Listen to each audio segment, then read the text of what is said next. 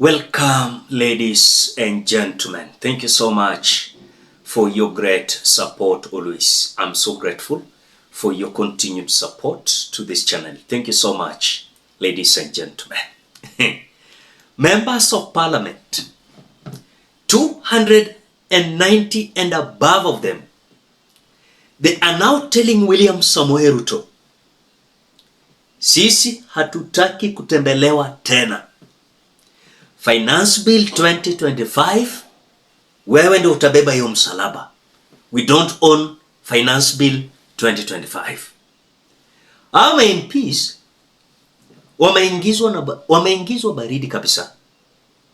And now what happened during the Finance Bill 2024, they are saying they carried the burden of the executive and they no longer going to carry again the burden of the executive. And now, according to the minority leader, Junet Mohammed is saying that the Finance Bill 2025 that will be presented before the House, June, this Finance Bill belongs to the CS of Treasury and the executive itself.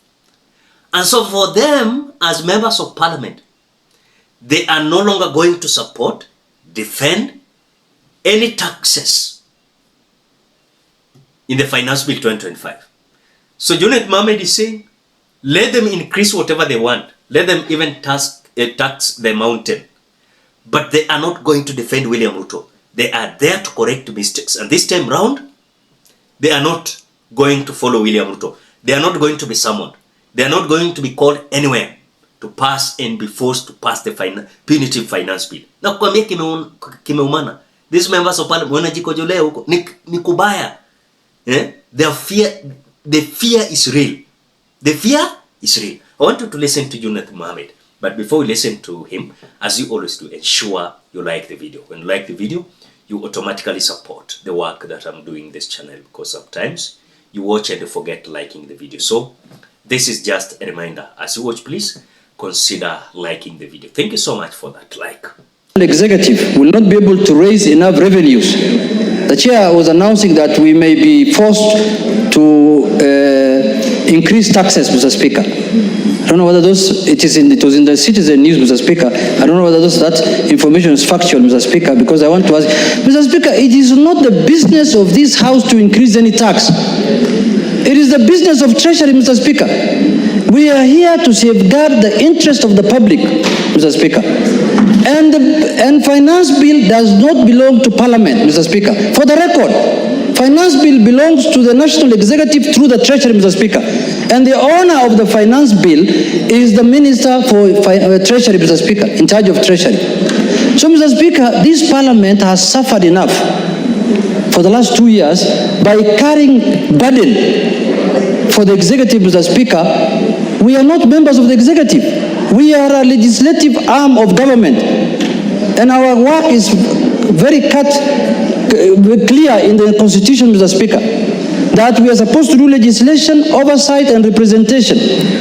I want to ask my colleagues, Mr. Speaker, let us desist from defending and protecting the work of the executive in a manner that's not legislative. Let us wait until the executive brings their ideas and their proposals to the floor of this House, when we are going to have our say, and when we are going to say whether we agree with them or we disagree with them, Mr. Speaker. And I want to ask the committee chairs, please, let us not hold brief for the executive. Let us allow the executive to do their work. Because if you hold a brief for the executive, you will be speaking on behalf of the full House. And every member here is expected to take responsibility. Now I'm seeing a debate ensuing in public that there is, finance bill is like this. We don't have any finance bill. And the public needs to be informed that finance bill comes towards the end of the budgetary process. I'm happy the majority has arrived. And the finance bill comes, we are supposed to pass the finance bill by 30th of June. So it can come on 26th of June, 25th of June, 1st of June. As of today, the public is being fed with lies.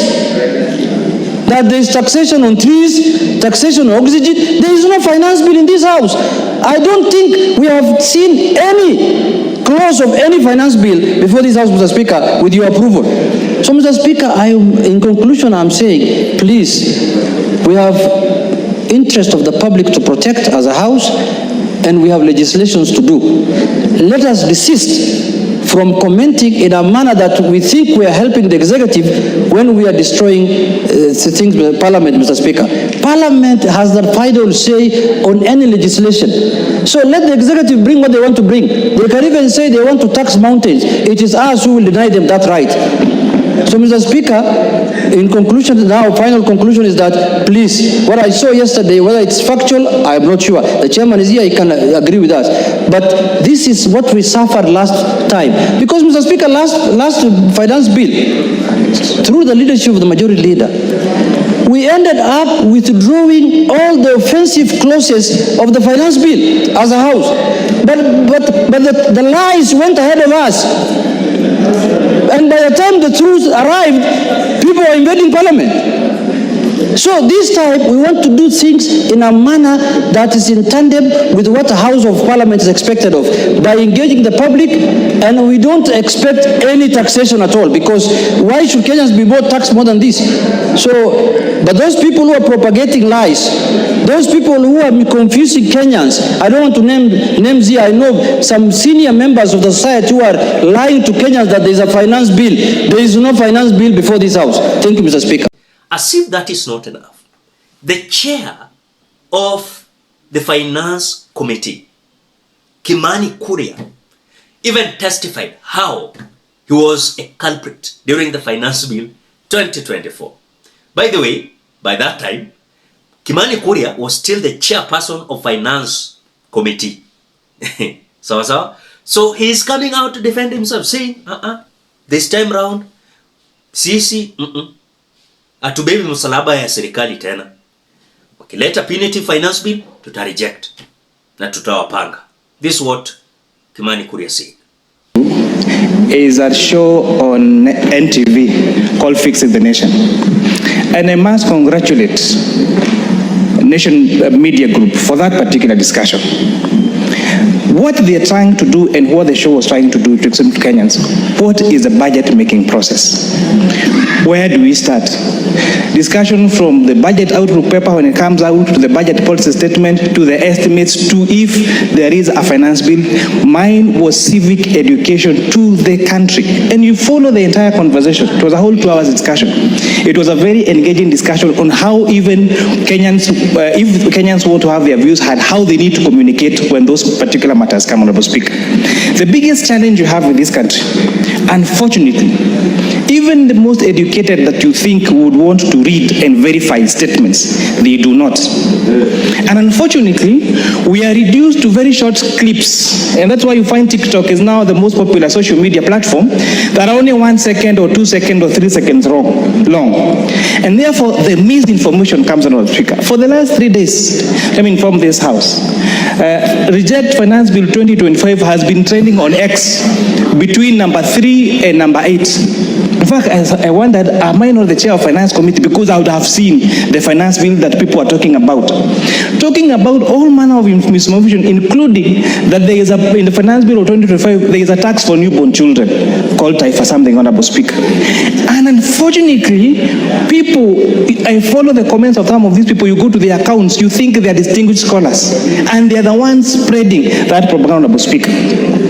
I will be the least person to be on the defensive for such proposals before they come through to the House. Because when the decision comes, I have an influence with my committee on the final decision on this particular proposal. And therefore, I'm very careful in my communication. Honorable Speaker, it's unfortunate. Some of us paid the ultimate price of that misinformation. I lived away from home for a long time. because of fear of attack from members of the public. I lost personal properties.